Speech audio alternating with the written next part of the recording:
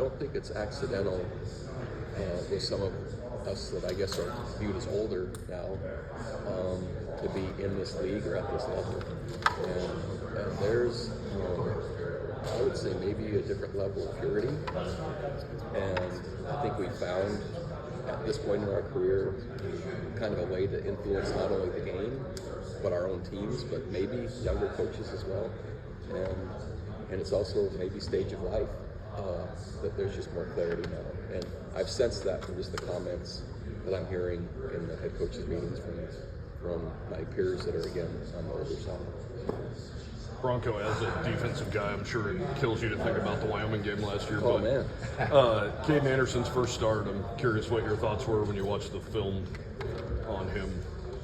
So, yeah, I remember that game, and Wyoming was struggling at the time. We were kind of building momentum and had a 10-point lead or maybe a 14-point lead, if I remember right, and then interception for a touchdown.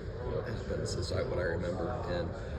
And so, but what I do know, there was still signs of a talented roster, a grit and a resolve, and Wyoming football was still real. The execution and the consistency throughout the year was probably the biggest difference, but it wasn't for lack of other things. And so, anyway, I was impressed, and I see promise, potential, and I think anyone that played them. I remember Washington State came to New Mexico and we beat them, and then Washington State plays Wyoming a little bit later, either the next week or the week after, and Wyoming wins, and it wasn't a surprise to my team or our staff. We were like, I don't think anyone else saw it coming, but we were like, oh yeah, we could see that. And so I think there's cause for optimism. Cowboys get Dampier again this year. Do you think his level of play is going to just elevate now that he's in Salt Lake? I don't know how it doesn't. He's remarkable, and is he hard to sack? And he runs well, and he creates. And my offensive coordinator is with him, my former offensive coordinator, and the innovation and what's going to come where. Now, how he's going to be used at Utah and how that's going to fit into the complementary nature, how they play the game, I don't know that, but it's been a strong program for a long time. So it's hard, me knowing Devin, to not see him just continue to grow and improve and be even harder to defend, which is a challenge already. Yeah. Thank you, Bronco. Yeah, thanks. Appreciate you. Bet. What is it like coming back to the whole, after you left Utah, everybody went around and kind of cheat? Do you ever come back and look back to? No, I couldn't imagine it. And I keep saying that the reason I came back is it's home, it's family, and I never imagined I'd have the chance. And what's more striking is two of my boys are now transferred to the school I'm coaching at. And they're in college, and I'm coaching there, and one's playing for us, and the other will be rodeoing for Utah State. And I'm like, how has this happened? It feels like the pinnacle of my career at the end of this. I can't say at the end, at this stage. And I never imagined. It wasn't planned, it wasn't designed, but man, am I grateful.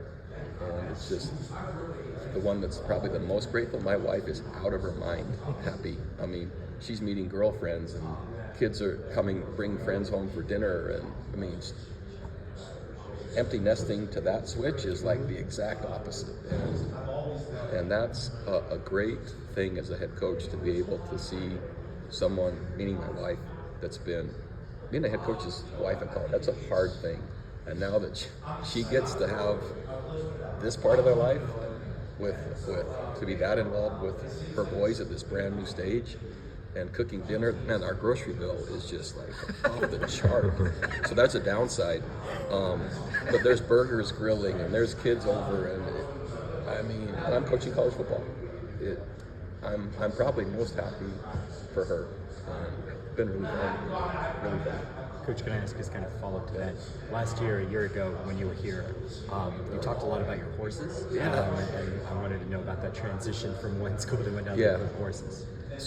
So we had liquidated down to 2 when I left Montana to go to New Mexico, but the horses never made it to New Mexico. They stayed at Utah, but my boys were going to BYU at the time, so they were caring for them. Horses are on our place now in Logan. There's still just 2. I look at them, I don't get to ride them much, But there's been team roping is what my kids and I do, and they have events called jackpots where they put on local ropings and you pay so much, and if you win, you get the money. And so I don't get to practice much, but if my boys are going, I hop in the truck and maybe leave the office and meet them there, and it's, how does that happen in college athletics either? So that's been really fun. So we have one heading horse, which is the one that catches the horns, one heeling horse, which catches the heels. And so they're ready anytime I'm ready. In the meantime, my boys are taking them there. Does that mean when your name's Bronco? My dad and brother's given name. My dad grew up on a ranch out in Stockton, California. My mom forbid my dad to, in our faith, there's a naming and a blessing that happens in church, and she forbid him to name me Bronco, and he went and did it anyway. And so my brothers were all excited about that, and my mom not so much. But yeah, it's through a horse background. Is this your first quarterback that's a pig farmer? It's an amazing thing, yeah. And I'm trying to find another one. It might be a criteria from now on. Now that I've seen Bryson, so that percentage is small, but I've been in Iowa, and I'm going to Nebraska. Anywhere there's pigs, I'm going there. Jet is good. Yeah. Where is the next pig farming quarterback? And I'd like a pipeline to be in Logan. That's exactly what I'd like. Well, pigs fly, right? There you go. I mean, yeah. So you've been around the game for a long time. Is there anybody that comes to mind all your years of coaching as like example guys that just did things the right way?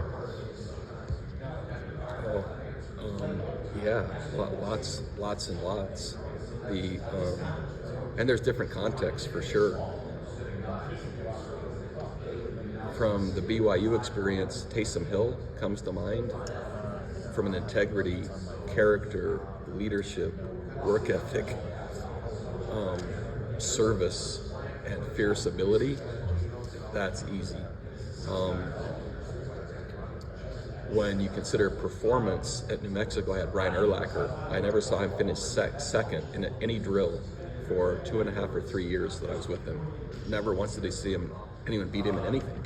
He just wouldn't let it happen. And his work ethic with basically a first-round draft pick's body allowed him to be all-pro every year. The combination of mindset and humility with work, and that was an amazing thing to watch. Bryce Perkins, our quarterback at Virginia, he was told he'd never play again. He broke his neck. No one thought he would play. He gets cleared, ends up in Yuma, Arizona Western.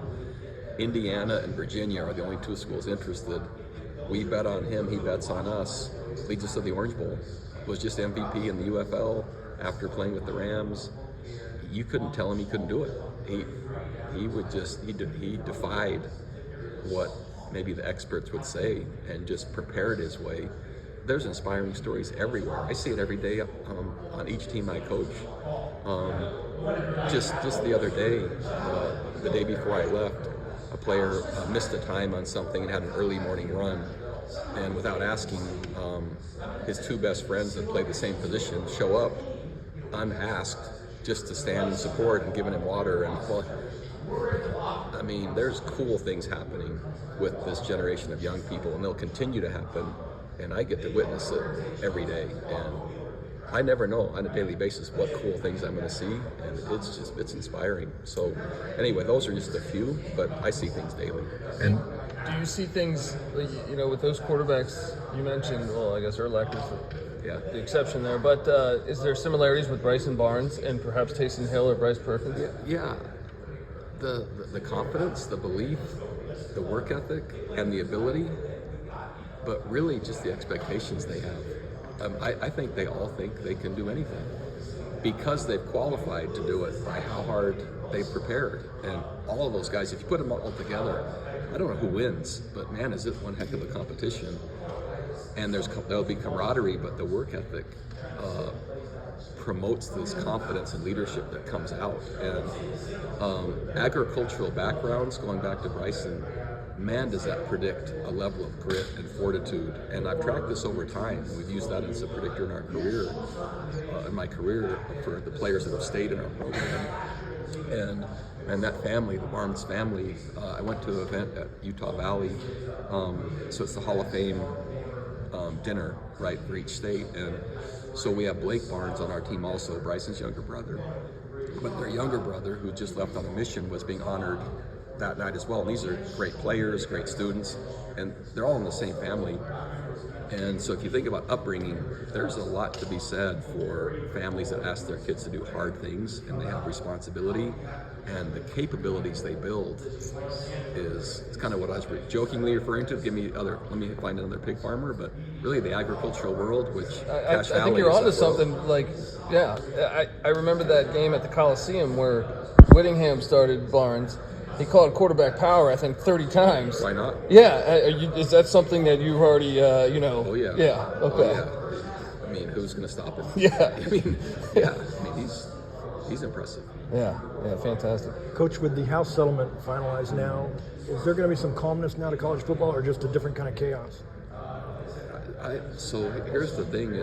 I think settlement is a really interesting word because it doesn't feel like anything's settled to me. It feels like the collectives now are arguing that payment should still be able to come from them.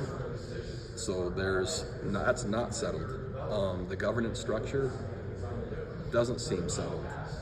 Playoffs, not settled. Realignments, not settled. So I'm not sure what we've settled, other than we've just hit maybe the next marker. And it'll be interesting to see, as I've already seen kind of challenges to what the cap looks like, and that doesn't seem settled. So it just seems like, I'm not sure settlement, we're calling it the settlement, but I think it's just the next, whatever, it's the next step. So how do you plan or vision when all that's kind of up in the air still? It's really a good question. So I think you have to analyze where you are, meaning each institution, what the goals are of that institution, what resources do you have, what are like-minded partners that you might have, and then you anchor in on that, and that becomes your identity, and then you adjust as best as possible as the rules change. The anchoring and identity, to me, and direction is first, and the rest, you just adjust as you go.